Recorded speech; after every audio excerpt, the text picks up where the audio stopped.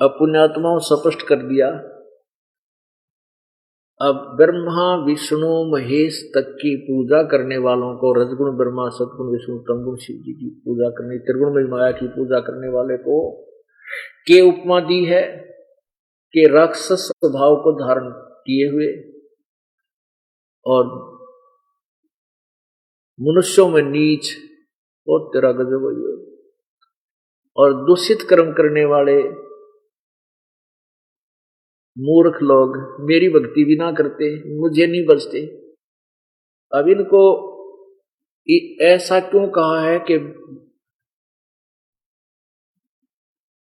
इनको मूर्ख राक्षस दुष्ट दूषित कर्म यानी निकम्मे काम करनी है, और मूर्ख क्यों कहा?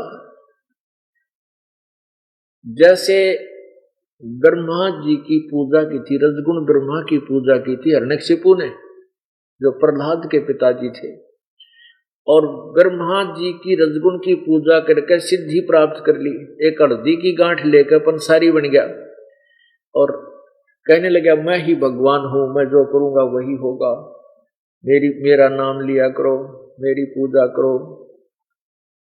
उसके पिता प्रहलाद ने उसको स्वीकार नहीं किया तो अपने पुत्र का ही शत्रु बन गया, उसके साथ वो जुल्म किए और राक्षस कहलाया और कुत्ते वाली मौत मरा।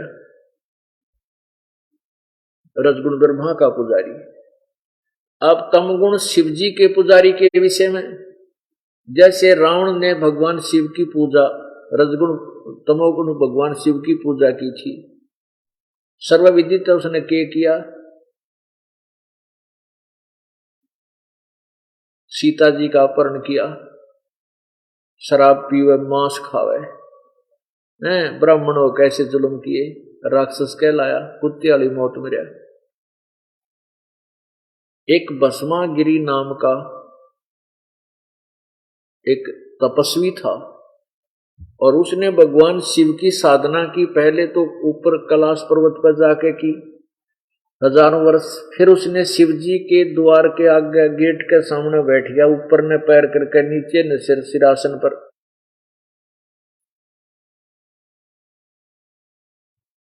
एक दिन पार्वती जी की प्रार्थना से भगवान शिव ने उस भस्मागिरी से कहा कि बोल भाई क्या मांगता है, मैं तेरे से प्रसन्न हूं। भस्मागिरी ने कहा कि ऐसे नहीं प्रभु, वचनबद्ध हो तब मैं मांगू। वचनबद्ध हो गए भगवान शिव जी तो भस्मागिरी खड़ा हो गया, छोड़ दी तपस्या, कहा कि आप अपना भस्म कड़ा दे दो। भगवान के हाथ में एक भस्म कड़ा था, उसमें ये शक्ति थी कि किसी के सिर के ऊपर ऐसे कर दे और बोल दे भस्म, तो वो उसको सोहा कर देता था, जला देता था, मार देता था। इस बात का ज्ञान भस्मागिरी को था और उस दुष्ट आत्मा के मन में के खोट था कि इस भस्म कड़े को प्राप्त करके, भस्म कड़े को लेकर के शिव जी को मारूंगा और इसकी पत्नी पार्वती को मैं अपनी पत्नी बनाऊंगा। इससे नीच कर्म और क्या होगा उस दुष्ट आत्मा का? भस्मागिरी से भस्मा असुर कहलाया और जब भगवान शंकर ने उसको कड़ा दे दिया तो कहा कि भोलेनाथ होशियारी, तुझे मारूंगा। अब भगवान शिव जी भाग लिया। अब देखो, हम इन कथाओं को पढ़ा करते थे क्योंकि हमारा पवित्र हिंदू धर्म में जन्म था, लेकिन यह समझ में ना आया करती कि भगवान शिव जी को मृत्युंजय, कालज्ञ, सर्वेश्वर, सर्वशक्तिमान कहा करते थे ये हमारे गुरु, और फिर इसको ही पढ़ा करते थे कि भगवान शिव जी भस्मागिरी के आगे भाग लिया, डर का मारा। अविनाशी होते तो ये भागते क्यों? ये अविनाशी नहीं है, खुद कहते हैं कि हमारा नाश जन्म मृत्यु होती है। तो फिर वो आगे कहानी आपको पता ही है कि भगवान ने पार्वती रूप बनाया और भस्मागिरी को, भस्मासुर को गंडक नाच नचा कर उसको मारा। तब भगवान शंकर का जी में जी आया। अब ये तो हो गए तमोगुण शंकर की पुजारियों के को राक्षस क्यों कहा, दूषित कर्म करने वाले मूर्ख दुष्ट आत्मा क्यों कहा। अब एक और इन सारा का सामूहिक एक और उदाहरण है कि एक बार हरिद्वार के अंदर एक कुंभ का मेला भरा पर भी लगी, हर पैड़ी पर, हर की पैड़ी पर। वहां पर ये सभी गिरी, पुरी, नाथ और गढ़नागा ये तो हैं तमोगुण शिव के उपासक, और वैष्णव साधु हैं शिव जी, विष्णु जी के उपासक। ये वहां नहाने के लिए, उस पर भी मैं स्नान करने के लिए गए थे। वहां क्या होता है कि अपने अपने समुदाय में ये जा करके मिल जाते हैं। वह पूरा जनसमूह अलग से इनकी अलग अलग जो है ना समुदाय बनते हैं, और ये फिर अपने समुदाय के साथ अपने मुखिया के साथ जा करके उस पर भी में, उस सरोवर में या दरिया में स्नान करते हैं जहां वो पर भी लगी होती है। तो उसमें क्या हुआ कि सबसे पहले नागा जो तमोगुण शिव के उपासक थे ये पहुंच गए और हर की पैड़ी पे खड़े हो गए, स्नान करने की तैयारी करने लगे। ये नागा होते हैं, शरीर पे कुछ नहीं रखते, नंगे फिरा करें। उधर से विष्णु जी के उपासक, वो वैष्णो साधु आगे पूरा समुदाय, वो कहने लगे, वैष्णो साधु नागा साधुओं से कहने लगे कि भाई तुम पहले स्नान नहीं करोगे, हम पहले स्नान करेंगे और तुम बाहर आ जाओ, पीछे आओ, हम सर्वश्रेष्ठ हैं, हम विष्णु जी सतोगुण के उपासक हैं। नागा कहने लगे कि हम सर्वश्रेष्ठ हैं, हम त्यागी और बैरागी हैं, हम नी इच्छा हैं, हम तन पे कपड़ा भी नहीं रखते, और तुम तो पता नहीं कितने कितने श्रृंगार करते फिरते हो, तिलक ला रहा है, कोई कुछ कर रहा है, पीछे अच्छे सुंदर धोप साफ साफ कपड़े पहन रहे हो। तो वैष्णव साधु कहने लगे तुम बाहर आ जाओ, पाछा मर लो, तुम किसे जो है ना श्रेष्ठ हो, नंगे फिरो पशु की तरह, नाना न धोना तुमने, शर्ट फिर टट्टी के हाथ भी ना धोते, राज तुम श्रेष्ठ बन गए हो, बाहर आओ पहले हम स्नान करेंगे। अब उनका तो फिर स्नान तो भूल भाल गए, भगवान भी भूल गए, हर की पैड़ी भी याद ना रही, गुट्टम गुट्टा मुक्कम मुक्का, फिर निकाल ली तलवार, ठोके एक दूसरे के बर्छी ठोक दे, तीर तीर ठाले, यानी पूरा जो है महाभारत हो गया वहां पे। और 25,000 ये त्रिगुण उपासक ये आपस में कटकर मर गए, ब्रह्मा विष्णु महेश के पुजारी। उन आत्माओं यहां उस सवसम वेद में सच्चिदानंद घन परमेश्वर की महिमा वाली वाणी में बताया है कि तीर तुपक तलवार कटारी जमदड़ जोर बदावे हैं, हर पैड़ी हर हेत न जाना वाजा तेग चलावे हैं, काटे शीस नहीं दिल करुणा ये जग में साध कमावे हैं, जो जन इनके दर्शन को जावे उनको भी नरक पठावे हैं। ये परमात्मा कितना प्यारा उदाहरण दे दिया कि तीर तुपक तलवार कटारी, न्यो मार दे सीधे, न्यो दया भी कोई ना कि तुम मार रहे हो एक दूसरे को, भगत कहाँ है। हर पैड़ी हर हेत ना जाना, हर की पैड़ी भगवान में प्रेम नहीं समझा और उसकी आत्माओं को मार रहे हो वहां पर भगवान की छाती पर, एक तरफ से भगवान की पैड़ी कह रहे हो। तुमने इतनी भी ना जो भय लगा भगवान से, और ना दया तुम्हारे अंदर। काटे शीस नहीं दिल करुणा, काटे शीस नहीं दिल करुणा, करुणा मीन दया, और वो जग में साधको आवे हैं, इन महात्मा कहे, और जो जन इनके दर्शन को जावे उनको भी नरक पठावे हैं। नरक कैसे पठावे हैं कि इन दुर्ज्ञान तो है ही नहीं, जब इनमें इतना इतना सहनशीलता नहीं कि जैसे आप कहीं स्नान कर रहे हो किसी घाट पे और दो भक्त आ जाते हैं, वो कहते हैं भाई हम भी स्नान कर लें, आप उसको कह देते हो कि आजा बैठ, आप भी आ जाओ, इधर उधर करके उसको स्थान दे देते स्नान करने के लिए, और बड़ी शांति पूर्वक स्नान कर लेते हैं। और इनमें इतने भी नहीं को नहीं 2 मिनट पाछा ना लेके बिजली पड़ जाके गंगा का पानी खत्म हो जाता है।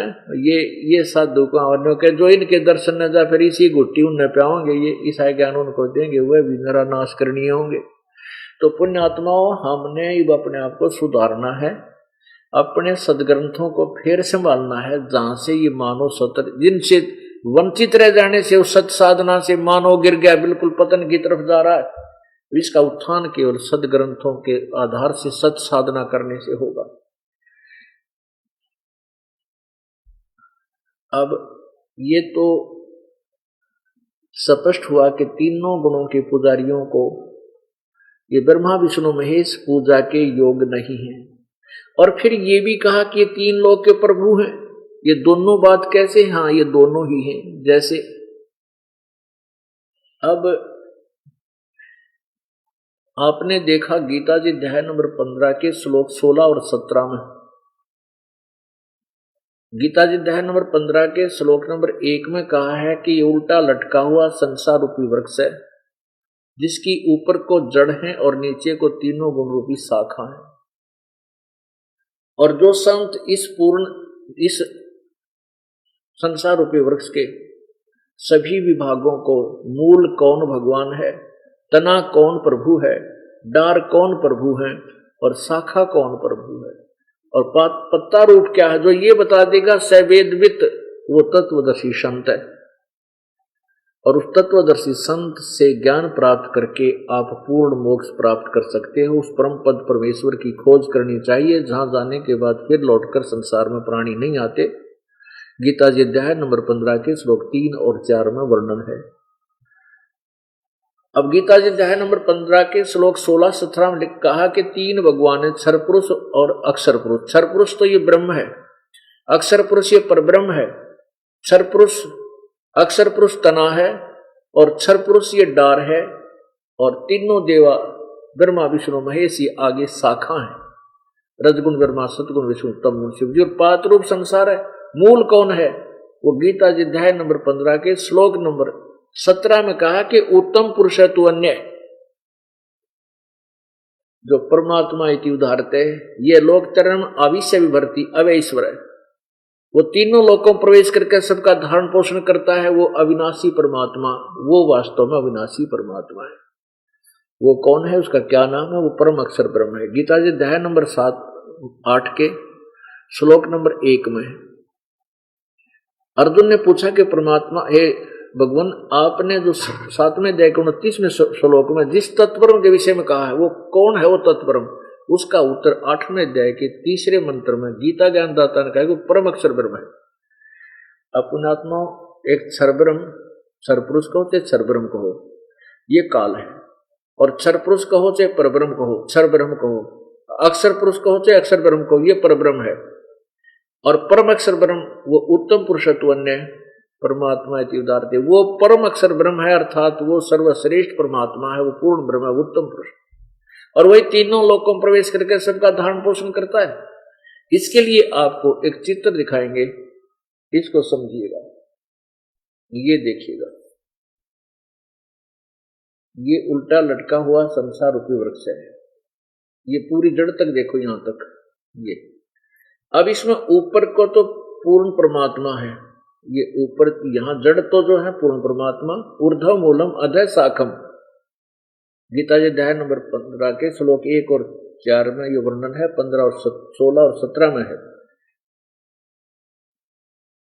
ये ऊर्ध्व मूलम, ऊर्ध्व माने ऊपर को, नीचे को शाखम। बस इतनी बताकर छोड़ दिया गीता ज्ञानदाता ने। फिर ऑप्शन छोड़ दिया कि वो तत्वदर्शी छंद बताओगे, इसके सारे छंदों को, विभागों को, टुकड़ों को। अब परमेश्वर ने स्वयं आकर बताया कि अक्षर पुरुष एक पेड़ है, निरंजन वा की डार, और तीनों देवा शाखा है, ये पात रूप संसार। कबीर परमेश्वर ने, ये कबीर परमेश्वर ने अपनी वाणी, अपने द्वारा रची सृष्टि को आपको बताया है कि अक्षर पुरुष एक पेड़ है, निरंजन वा की डार, ज्योति निरंजन ये काल है, ब्रह्म है, और तीनों देवा ब्रह्मा विष्णु महेश ये तीनों देवता रूपी शाखा है, और पात रूप संसार।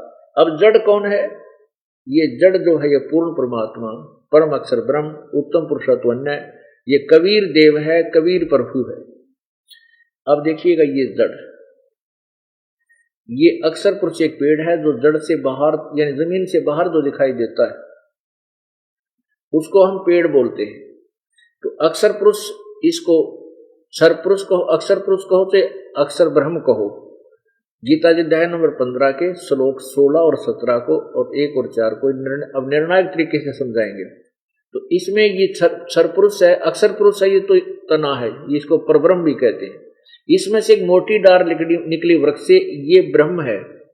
ये क्षर ब्रह्म कहो चाहे क्षर पुरुष कहो, अक्षर पुरुष कहो, क्षर पुरुष कहो। इसके 3 पुत्र हैं, इसकी 3 शाखाएं हैं, रजगुण ब्रह्मा, सतगुण विष्णु, तमगुण शिव जी और पात रूप संसार। अपुण्यात्माओं, जड़ से खुराक चलती है, मूल से आहार मिलता है पौधे को, वृक्ष को। अब गीता जी अध्याय नंबर 16 के श्लोक नंबर 23 में कहा कि शास्त्र विधि को त्याग कर जो मनमाना आचरण अपनी इच्छा से जो पूजा करते हैं उनको कोई लाभ नहीं होता, यूजलेस। अब देखिएगा, जैसे हमने सत भक्ति रूपी पौधा अर्थात आम का कोई पौधा लाकर बीजना है, लगाना है, तो कैसे लाएंगे? पौधा लाएंगे नर्सरी से, उसको जमीन में गड्ढा बना करके जड़ की तरफ से गाड़ेंगे और फिर जड़ यानी मूल की सिंचाई करेंगे, पूजा करेंगे, तो वो पौधा बड़ा होगा, पेड़ बनेगा वो आम का। और फल किसको लगेंगे? शाखाओं के, वो शाखाओं का फल लगेंगे। पूजा मूल की करनी पड़ेगी और फल लगेंगे शाखाओं के।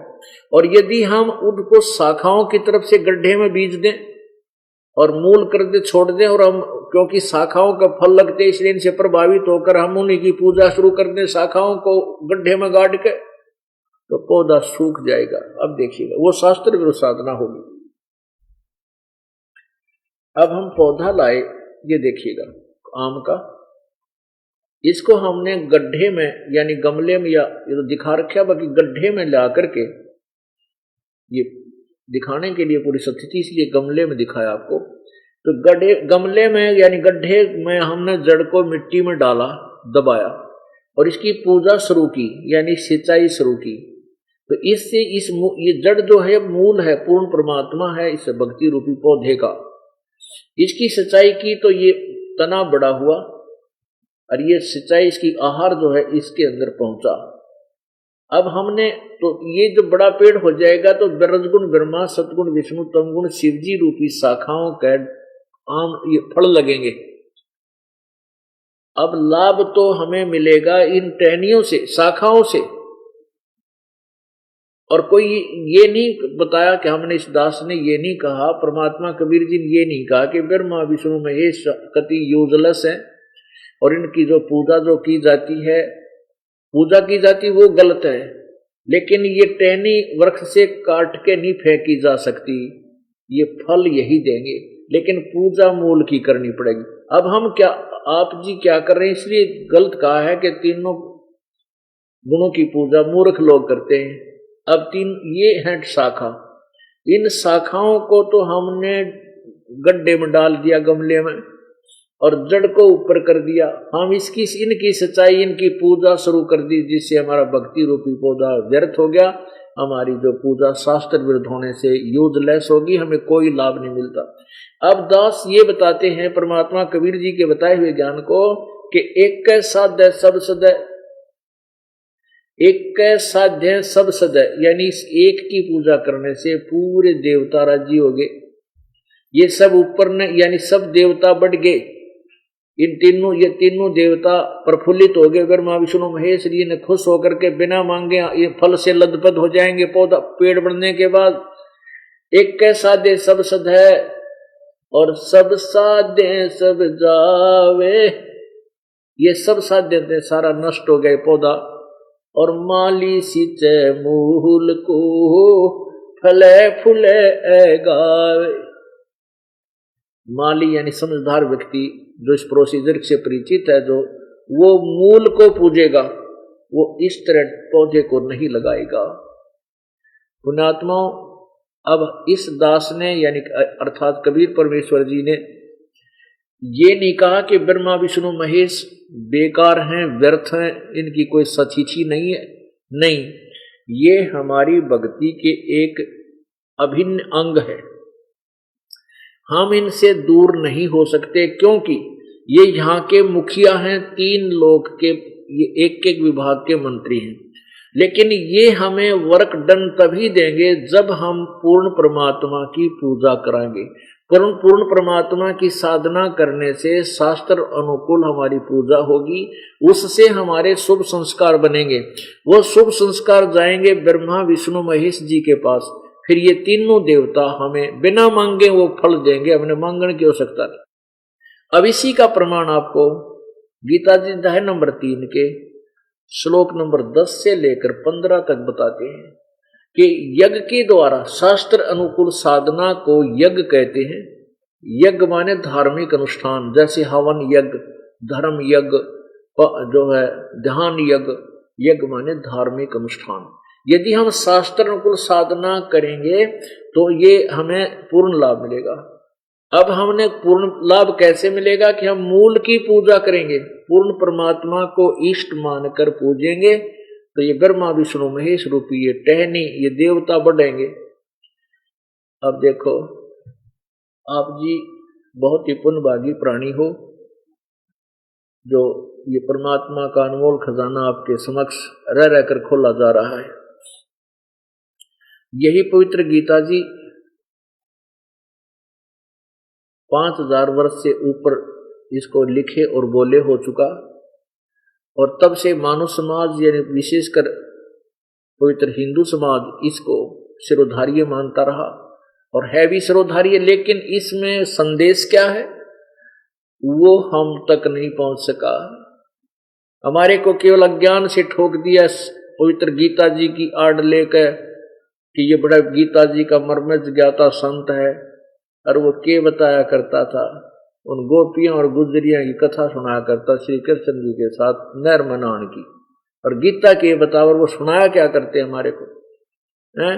तेरा क्या जाता है अर्जुन, तू के लेकर आया था, तू तो यूं है, तू तो आत्मा है, टट्टू है। अब जो ज्ञान इसमें दे रखा है उसके तो निकट भी नहीं आने दिया हमारे को, क्योंकि वो सुनाने वालों को पता नहीं था तुम के बांडो, और इसमें लिख के रखा पवित्र की सदग्रंथ में। अब इतना प्यारा ज्ञान दे रखा है इस गीता जी में। अब देखना कितना निर्मल होगा। इस पौधे रूपी आपने सुना है कि जड़ को हम सींचेंगे तो तीनों गुण रूपी साकारता की देवता बढ़ेंगे। ये देवता बढ़ेंगे, ये शाखा बड़ी होंगी, पूरा वृक्ष बन जाएगा, तो फिर लदपद होंगे फलों से, तो बिना मांगे वो फल देंगे आपको। अब पर टूट टूट के गिरेंगे फल पक पक के वृक्ष के ऊपर से। तो अब ब्रह्मा पूर्ण परमात्मा कबीर देव की उस परम अक्षर ब्रह्म की पूजा करेंगे, उससे हमारे धार्मिक अनुष्ठान शास्त्र अनुकूल होंगे, जिनसे ये तीनों देवता हमारे को वो किया हुआ फल देंगे। ये केवल किया हुआ फल दे सकते हैं, ये कोई भी परिवर्तन उसमें नहीं कर सकते। जैसे आप किसी मालिक की नौकरी करते हो, आप सरकारी नौकरी करते हो, आप पूजा तो कर रहे हो सरकार की, और आपको तनख्वाह दे रहा है कौन? एक कैशियर। लेकिन वो कैशियर आपका एक नया पैसा कम ज्यादा नहीं कर सकता, वो उतना ही देगा। लेकिन आप परमात्मा की पूजा ना करके, सरकार की पूजा ना करके उस कैशियर की पूजा करने लग जाओगे, उसकी नौकरी त्याग दोगे, कैशियर तन चौने नहीं दे सकता, उसका अपना गुजारा मुश्किल से होता है। तो इसी प्रकार हम ब्रह्मा विष्णु महेश की पूजा पर डट गए। हमने पूजना चाहिए था पूर्ण ब्रह्म। किसी की बुद्धि मुश्किल से पहुंची है ब्रह्म तक, और ब्रह्म की साधना का भी उनको पूर्ण ज्ञान नहीं। कोई कुछ कहता है, कोई कुछ कहता है, कोई कहता है बस ध्यान लगा ले, समाधि ला ले, हैं, कोई मंत्र, कोई कुछ मंत्र, ये पिला पूजा है।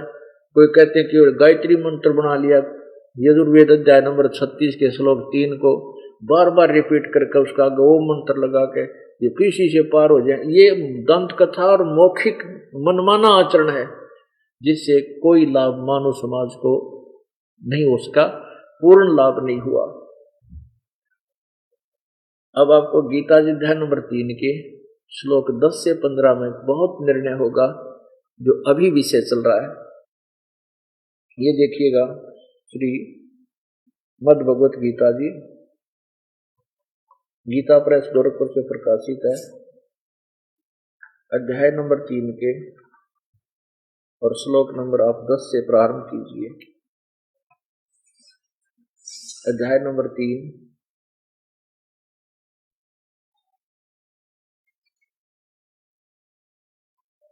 10। प्रजापति ब्रह्मा ने कल्प के आदि में यज्ञ सहित प्रजाओं को रचकर कहा था, तुम लोग इस यज्ञ के द्वारा वृद्धि को प्राप्त हो। यह यज्ञ तुम लोगों को इच्छित भोग देने प्रदान करने वाला हो। अब 11वें में क्या कहा है? इस यज्ञ के द्वारा देवताओं को उन्नत करो और वो देवता तुम लोगों को उन्नत करें। इस प्रकार निस्वार्थ भाव से एक दूसरे को उन्नत करते हुए तुम लोग परम कल्याण को प्राप्त हो जाओगे। अब देखना 12 में, यज्ञ के द्वारा बढ़ाए हुए देवता, यज्ञ के द्वारा बढ़ाए हुए देवता तुम लोगों को बिना मांगे ही इच्छित भोग निश्चय ही देते रहेंगे। इस प्रकार उन देवताओं के द्वारा दिए हुए भोगों को जो पुरुष इनको बिना दिए स्वयं भोगता है वह चोर ही है। अब देखना अध्याय नंबर 13 में ना अध्याय नंबर 7 के 3 के श्लोक 13 में, अध्याय 3 के श्लोक 13 में क्या कहा है? यज्ञ से बचे हुए अन्न को खाने वाले श्रेष्ठ पुरुष पापों से मुक्त हो जाते हैं, और जो पापी लोग अपना शरीर पोषण करने के लिए ही अन्न पकाते हैं वे तो पाप को ही खाते हैं। अब कहने का भाव क्या है इसका? गीता जी हमें क्या संदेश दे रही है कि मनुष्य जीवन पाकर जो हम धार्मिक अनुष्ठान नहीं करते तो हमारा जीवन व्यर्थ है। ये क्या कहते हैं कि तुम परमात्मा ने सृष्टि रची उस समय ये ज्ञान भी साथ साथ दिया था और कहा था कि तुम अपना धार्मिक अनुष्ठान करते रहना जिससे तुम्हें सुख सुविधाएं प्राप्त होती रहेंगी। तो क्या बताया कि इस शास्त्र अनुकूल साधना द्वारा पूर्ण परमात्मा को इष्ट मानकर उसकी पूजा करो। उससे क्या होगा? उससे तुम देवताओं को बढ़ाओ, उन्नत करो।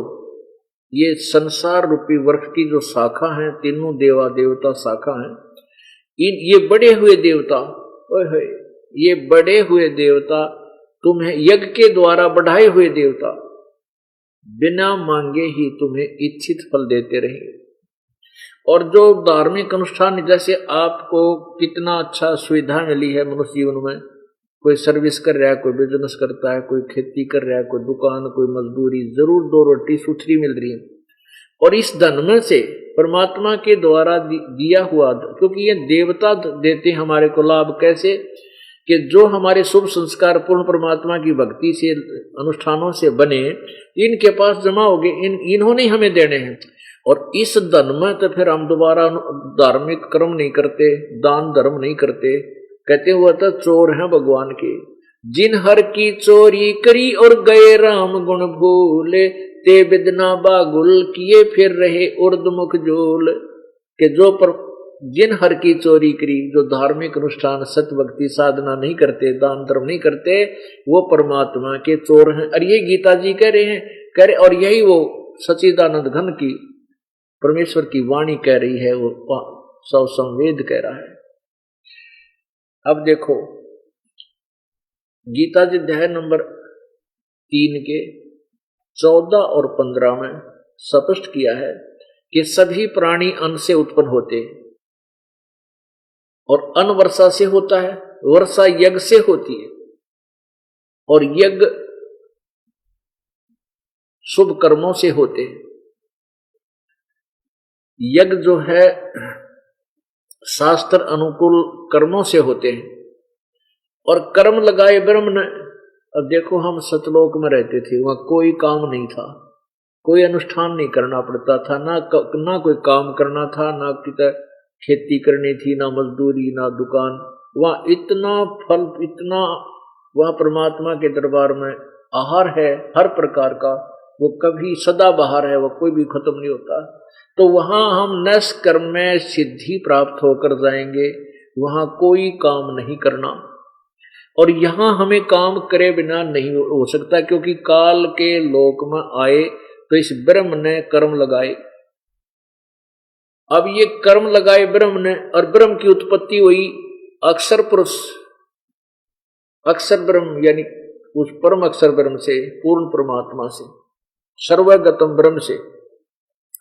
सर्वगतम ब्रह्म सर्वव्यापी, पूर्ण सर्वव्यापी माने वासुदेव, जिसकी सबके ऊपर प्रभुता है, वो सर्वगतम ब्रह्म वासुदेव है, वो कुल मालिक है, जिसको छत्रपति से चक्रवर्ती राजा कहा करते, उसको समझो।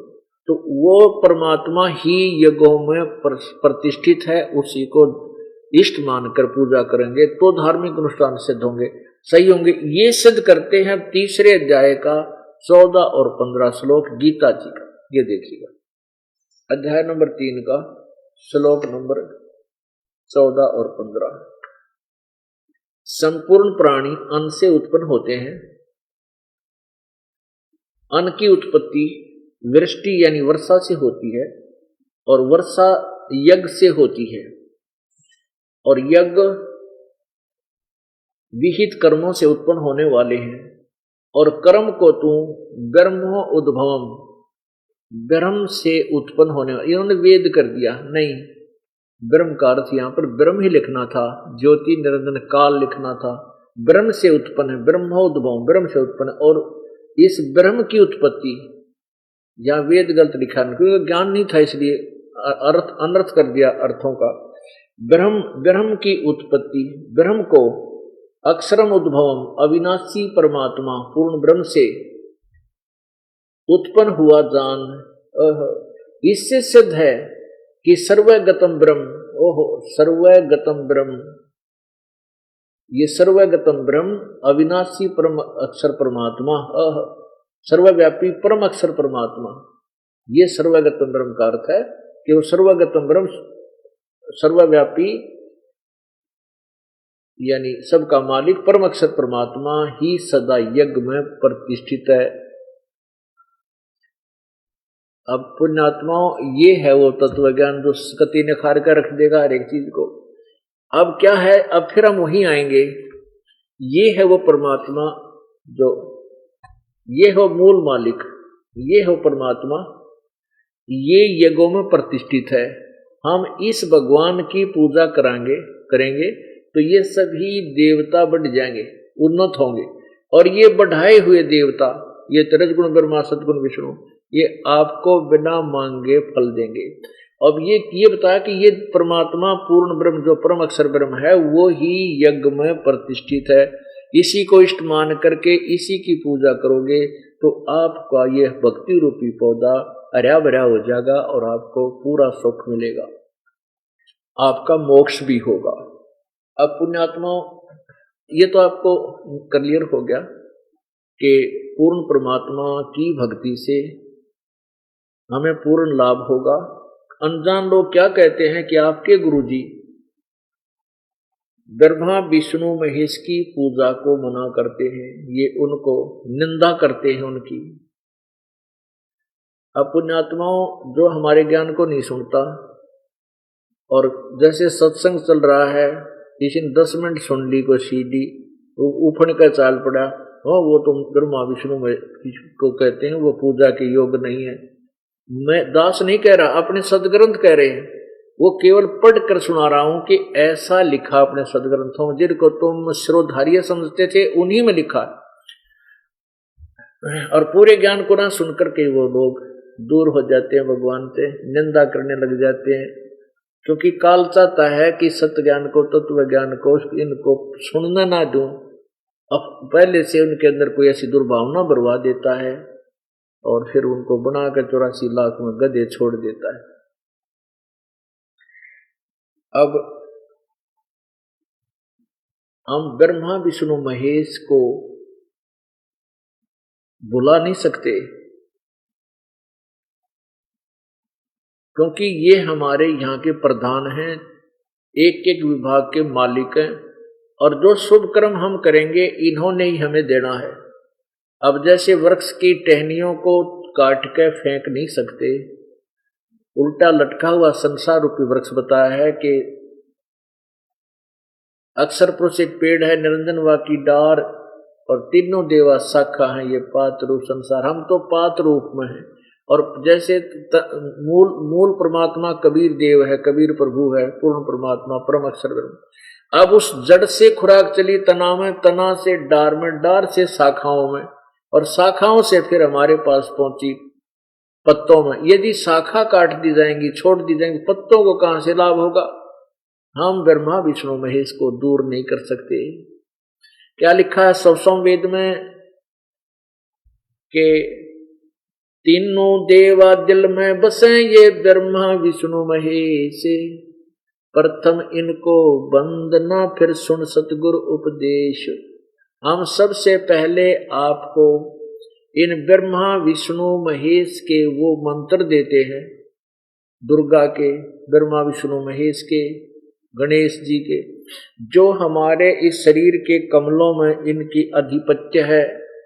प्रत्येक कमल का अलग अलग ये देव है। हम उन मंत्रों से इन कमलों को खोल लेंगे, इन ब्रह्मा विष्णु महेश का जो हमारे ऊपर ऋण है उसको उतारेंगे।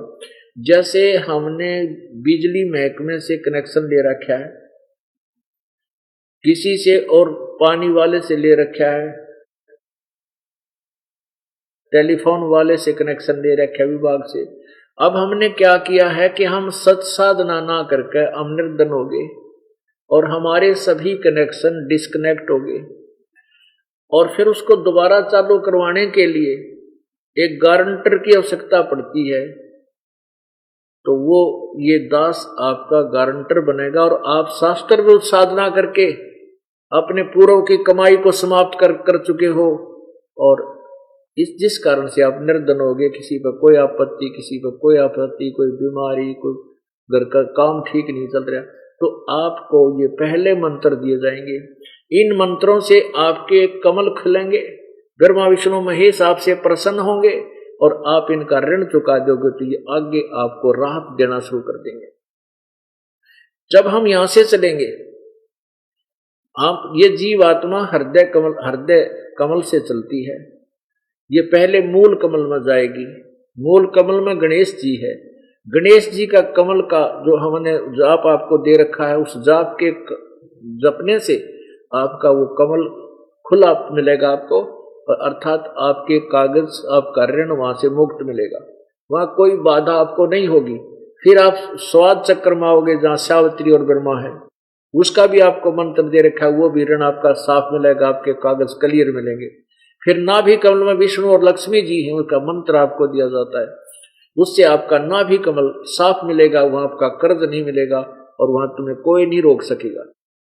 फिर हृदय कमल में ये महादेव और पार्वती है, इनका भी मंत्र आपको दिया जाता है, जिससे ये आप ऋण मुक्त हो जाओगे। इनकी पूजा नहीं है। अब जैसे हमने बैंक से पैसे ले रखे हैं, उनकी पूजा थोड़ी है। लोन ले रखा है, उनका दे देंगे तो वो प्रसन्न होंगे, आपको अगर लोन दे देंगे, नहीं तो आपको वो जो ना कुड़की करेंगे। तो ये पूजा नहीं है बैंक वाले की, वो उनका हमने लेन देन ठीक रखना है। ऐसे ही कंठ कमल में दुर्गा है, दुर्गा का एक मंत्र दिया जाता है, जिससे ये इसका ऋण मुक्त हो जाएंगे और ये आगे रास्ता हमें साफ देंगे। फिर ऊपर त्रिकुटी कमल में हम पहुंचेंगे, वो मंत्र आपको और दिया जाता है जो ब्रह्म का जाप है, ओम तत्सत। ओम तो ब्रह्म का, तत् ये पर ब्रह्म का, और सत ये परम अक्षर ब्रह्म का। इन तीनों मंत्रों के जाप से फिर आप जब त्रिकुटी में पहुंचोगे, वहां आपने ओम नाम की जो कमाई है, ओम मंत्र का जाप की कमाई और इन यज्ञों की कमाई, वहां इस ज्योति निरंजन ब्रह्म को दोगे। गीता जी अध्याय नंबर 18 के श्लोक नंबर 66 में कहा कि सर्वधर्मान परित्यज माम। गीता ज्ञानदाता कहता है कि सब मेरे लेवल 70 की जितनी भी तूने धार्मिक अनुष्ठान किए हैं, ओम नाम का जाप, क्योंकि तीन मंत्र के जाप में गीता जी अध्याय नंबर 17 के श्लोक 23 में कहा है, ओम तत्सत इति निर्देश है ब्रह्म ने त्रिविध समर्थ है। उस पूर्ण परमात्मा का तीन ओम तत्सती है, तीन प्रकार से तीन विधि से सिमरण करने का निर्देश है, नथिंग एल्स। अब ओम तो ब्रह्म का और तत् ये सांकेतिक है, तत् नहीं है वो मंत्र, कोई और है, वो ये दास बताएगा। और एक सत मंत्र है। तो इन तीनों मंत्रों के जाप से हम परमात्मा पूर्ण ब्रह्म के पास जा सकेंगे, पूर्ण मोक्ष प्राप्त कर सकेंगे। तो ओम जाप की कमाई हमने इस काल को देनी है। ये तब कहता है कि सर्वधर्मान परित्यज माम एकम शरणम व्रज, यदि तूने मेरी शरण में रहना है तो मेरी पूजा कर, मेरा ओम नाम अकेला है। गीता जी अध्याय नंबर 8 के श्लोक 13 में कहा है कि ओम इति एक अक्षरम ब्रह्म व्यवहारण माम अनुसमरण यह प्रयाति तदम देहम सयाति परमाम गतिम। जो मेरा एक ओम अक्षर है मुझ ब्रह्म का, जो इसका अंतिम श्वास तक स्मरण करता है, शरीर त्याग कर जाता है, तो मेरे वाली परम गति को प्राप्त होता है। अपनी परम गति को गीता ज्ञान दाता ने 7वें अध्याय के 18वें श्लोक में कहा कि मेरी ये ज्ञानी आत्मा है तो उदार, लेकिन ये मेरे वाली ही अनुत्तम घटिया इस साधना में आस्थित है, क्योंकि इनको तत्वदर्शी संत मिला नहीं, और जिस कारण से ये ब्रह्म की साधना तक ही सीमित रहे। तो ये कहता है कि तूने यदि उस परमात्मा की शरण में जाना है, सर्वधर्मान परित्यज माम एकम शरणम व्रज, व्रज माने जाना है ना कि आना। अब बाकी सब अनुवादकर्ताओं ने अभी तक जितने भी बट्ठा बैठा रखा है उन्होंने उनको सबका व्रज का अर्थ आना कर रखा है, जो बिल्कुल गलत है। तो सर्वधर्मान परित्यज माम, मेरी सतर के जितनी पूजाएं हैं, धार्मिक अनुष्ठान है, तो मेरे में छोड़, और फिर उसकी शरण में जा सकता है। फिर मैं तुझे सब कर्ज से मुक्त कर दूंगा, सब पापों से मुक्त कर दूंगा। अब हम जिस व्यक्ति से कर्ज ले रखा है और उसने हमें बंधुआ मजदूर बना रखा है, हम उसका कर्ज दे देंगे तो हमें छोड़ देगा। तो ये कहता मैं फिर तुम्हें छोड़ दूंगा, तू चिंता मत करे। पुण्यात्मा त्रिकुटी में जब हम जाएंगे, ओम नाम की कमाई हम देंगे। ओम और तत् ये और नाम है एक, इन दोनों के मिल जाने से सतनाम बनता है। तो वो सतनाम का जो कमाई है, ओम को तो वहीं मिल जाए, ओम का तो वहीं छोड़ देंगे, फिर दूसरा मंत्र हमें आगे लेकर चलेगा जो परब्रह्म के लोकों से पार कराएगा, और तीसरे मंत्र की कमाई हमें सतलोक में सथाई स्थान दिवाएगी। वो इस प्रकार ओम तत्सत ये उस परमात्मा की पाने का मंत्र है। अब प्रसंग चल रहा है कि हम पूर्ण परमात्मा को भूल के और यही देवी देवताओं और इनसे भी निम्न सत्र के इन भैरव भूता पर जाकर टिक गए, जिसके कारण हमारी दुर्गति हो रही है और मानव समाज में हाहाकार मचा हुआ है। हम चाहते हैं धनी बनना, पहले तो हम चले परमात्मा से अपना सब कष्ट निवारण करने के लिए, कोई संत ढूंढा या कोई और देखा देखी भक्ति करने लगे, उनसे हमें राहत मिली नहीं, ना उन संतों के बताए साधना से हमें कोई सुख हुआ, ना कोई घर में कारोबार में लाभ हुआ। तो फिर हम क्या सोचने लगे, 2 नंबर के धंधे तक और साहूकार बनने की सोचने लगे। कोई मिलावट करके, कोई दूध में पानी मिला के, कोई और 2 के 20 बना के और नकली माल बेच के चोरी ठगी करके हम साहूकार बनना चाहते। 7 जन्म नहीं बन सकते, क्योंकि जो तुम्हारे भाग्य में लिखा है उसमें कम और बत्ती नहीं हो सकता, कम और ज्यादा नहीं हो सकता। कब तक? जब तक आप पूर्ण परमात्मा की भक्ति परम संत से लेकर नहीं करोगे। क्या केवल एक परम अक्षर ब्रह्म, वो पूर्ण परमात्मा सत्य पुरुष कबीर देव है, जो आपके भाग्य को चेंज कर सकता है, आपके लिखे लेख को, मस्तिष्क के लेख को चेंज कर सकता है। मासा घटे न चल बधे, वेदना लिखे जो लेख, सच्चा सतगुरु मेट कर भाई ऊपर मारे मेघ। क्या बताया है कि जीव के जो भाग्य में लिखा हुआ है उसको कोई चेंज नहीं कर सकता। मासा घटे ना तिल बधे, यानी कोई परिवर्तन नहीं हो सकता। लेकिन पूर्ण संत, उस परमेश्वर का कृपा पात्र, उन्हीं के द्वारा भेजा हुआ वो उस कर्म को काट के और ऊपर मेख मारना, यानी फॉरएवर समाप्त कर देना उसके उस दुर्भाग्य को। तो पुण्यात्माओं, हम सेठ भी बनना चाहते हो तो इस परमात्मा की भक्ति से आपको धन मिलेगा, इसी से आपका मोक्ष होगा। और किसी भी साधना से आप ना तो संसारिक लाभ प्राप्त कर सकते, ना कोई आत्म कल्याण का आपका मार्ग प्रशस्त हो सकता। अब गीता अध्याय नंबर 7 के श्लोक 12 और से 15 आपने पढ़ा सुना, और उसके बाद आपको ब्रह्मा विष्णु महेश की सतीथि से परिचित करवाया कि ये बिल्कुल नकारा नहीं है, लेकिन हम साधना गलत कर रहे हैं, केवल इनको पूजने लगे, इसलिए भक्ति रूपी पौधा हमारा नष्ट हो गया।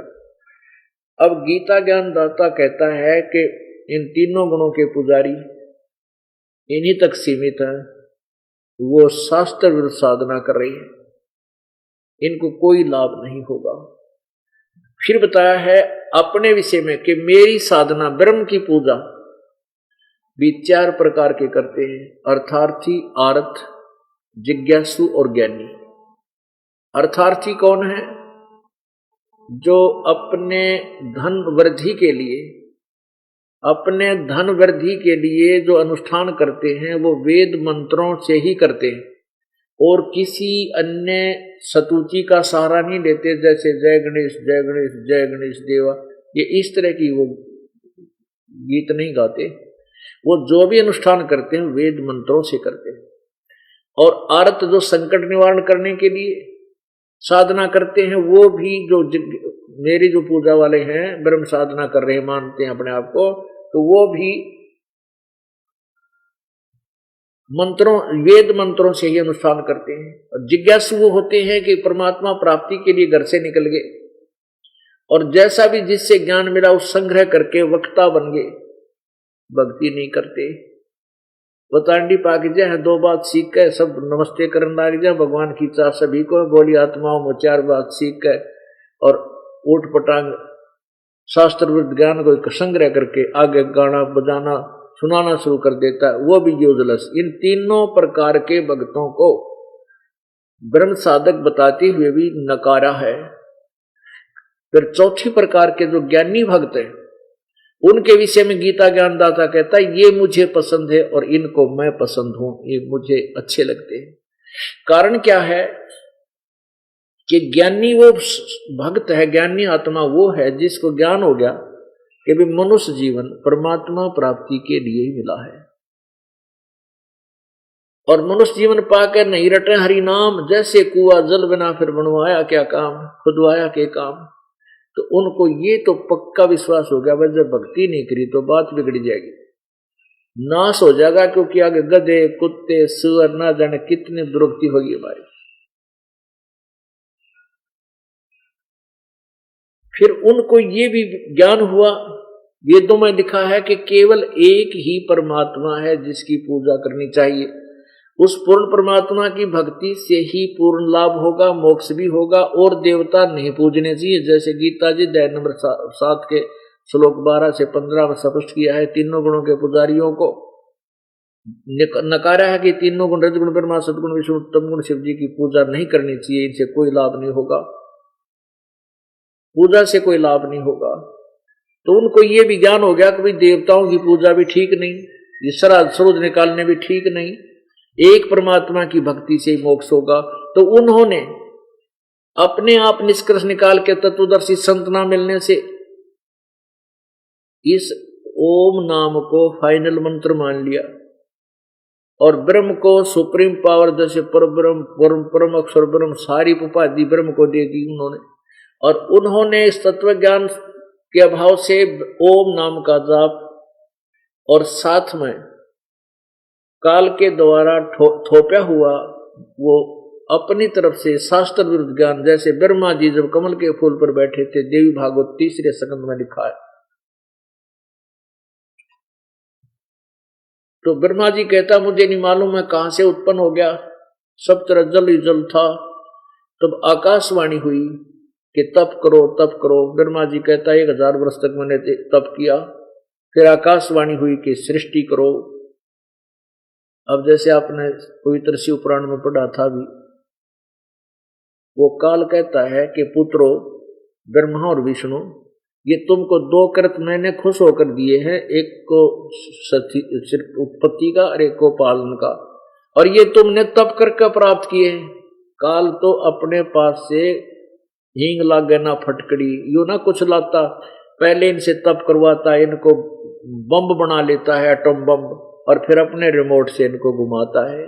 जब इनमें तप कर ली, तप करने से सिद्धि आगी तो ले खिलौना दे दिया, तू उत्पत्ति का मालिक बन गया, तू पालन का बन गया। इन्होंने तप किया, तप करने से इनमें सिद्धि आगी तो ये यहाँ के अपने प्रधान बना दिए काल ने। तो ये तप की जो आकाशवाणी ब्रह्मा को की काल ने, ब्रह्मा ने आगे सब ऋषियों को सुनाई, तो इन्होंने क्या मान लिया कि परमात्मा की वाणी है तप करना भी, जबकि वेद तो बाद में मिले ब्रह्मा को, और वेदों में कितने 60 योग तप को के विषय में नहीं लिख रखा, ना गीता जी, बल्कि मना किया है। गीता जी अध्याय नंबर 17 के 6 और 7 में लिखा है कि जो ये हठ योग करके घोर तप को तपते हैं, वो अपने जीवन का विनाश करते हैं, वो पाप आत्मा है। इसलिए गीता जी में लिखा कि अर्जुन तो युद्ध भी कर और सिमरन भी कर, यानी काम करते करते कर्म सन्यासी ना हो, कर्म योगी बनकर अपनी भक्ति करो, तभी तुम्हें मोक्ष प्राप्त होगा। तो पुण्यात्माओं, इन ऋषियों ने ओम नाम के मंत्र को तो फाइनल मंत्र मान लिया। जैसे यजुर्वेद अध्याय नंबर 40 के श्लोक नंबर 15 और 17 में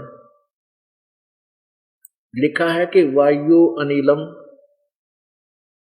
अमृतम अथ इदम भस्मांतम शरीरम, ओम कर्तु समर किलवे समर और कर्तुम समर।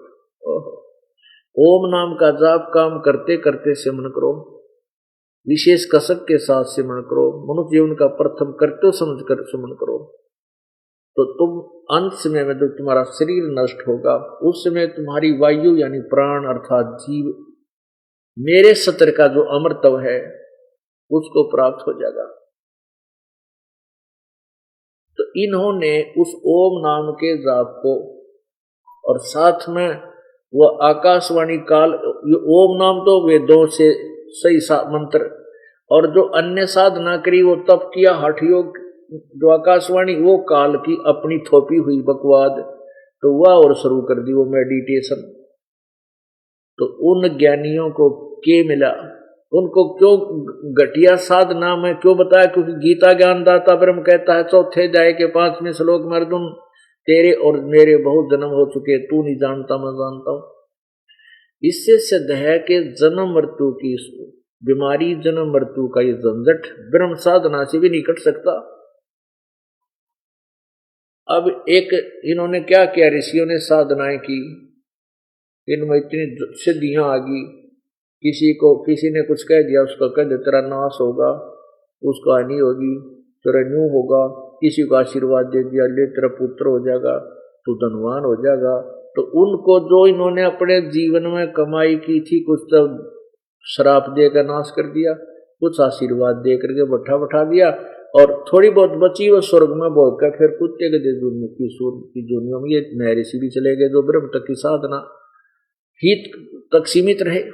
इसलिए एक चणक नाम का ऋषि था, उसने वेदों को समझा, उसी वेद ओम नाम का जाप साथ में ये काल के द्वारा थोपी गया हठ योग, बहुत समय तक साधना की, एटम बम बन गया, सिद्धि युक्त हो गया। बड़े बड़े सिद्ध पुरुष भी उसका आगे हाथ जोड़े, नतमस्तक हो गए। एक चक्रवर्ती राजा था, पूरी पृथ्वी का मानधाता चक्रवर्ती राजा था। उसके मन में ये आई कि कोई राजा मेरे अधीन जो है, कहीं मेरे जो कंट्रोल से बाहर तो नहीं हो गया, कोई किसी ने मेरी जो अधीनता अस्वीकार तो नहीं कर दी। इसलिए एक घोड़ा, उसके गर्दन में एक साइन ये पंपलेट लगा दिया, टांग दिया कि भी जिसने मानधाता राजा की अधीनता स्वीकार ना हो, वो युद्ध के लिए तैयार हो जा। और राजा के पास 72 करोड़ सेना है, 72 क्षोणी।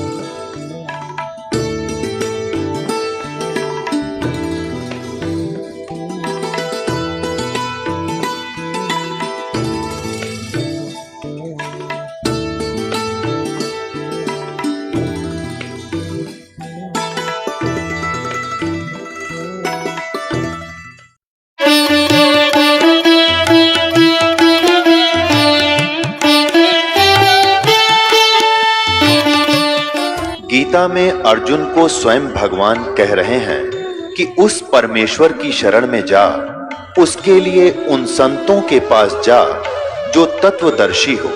इसी प्रकार हजरत मोहम्मद को उनका अल्लाह कह रहा है कि कोई और पूर्ण परमात्मा है, उसको पाने के लिए उन तत्वदर्शी संत की तलाश कर।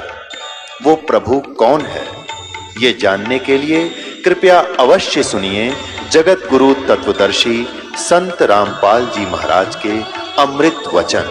गीता जी अध्याय नंबर 7 का और श्लोक नंबर 15। इस ब्रह्मा विष्णु महेश रूपी त्रिगुणमयी माया के द्वारा, यानी इन्हीं के ऊपर आश्रित है, इनके अतिरिक्त तो किसी ने नहीं मानते, जिनका ज्ञान हरा जा चुका है, ऐसे आसुर भावम, आसुर स्वभाव, राक्षस स्वभाव को धारण किए हुए मनुष्यों में नीच, ये दूषित कर्म करने वाले मूढ़ लोग, मूर्ख, ये गीता ज्ञान दाता काल कह रहा है कि मुझको नहीं बजते। अब पुण्यात्माओं स्पष्ट कर दिया। अब ब्रह्मा विष्णु महेश तक की पूजा करने वालों को, रजगुण ब्रह्मा सतगुण विष्णु तमगुण शिव जी की पूजा करने, त्रिगुणमयी माया की पूजा करने वाले को के उपमा दी है कि राक्षस स्वभाव को धारण किए हुए और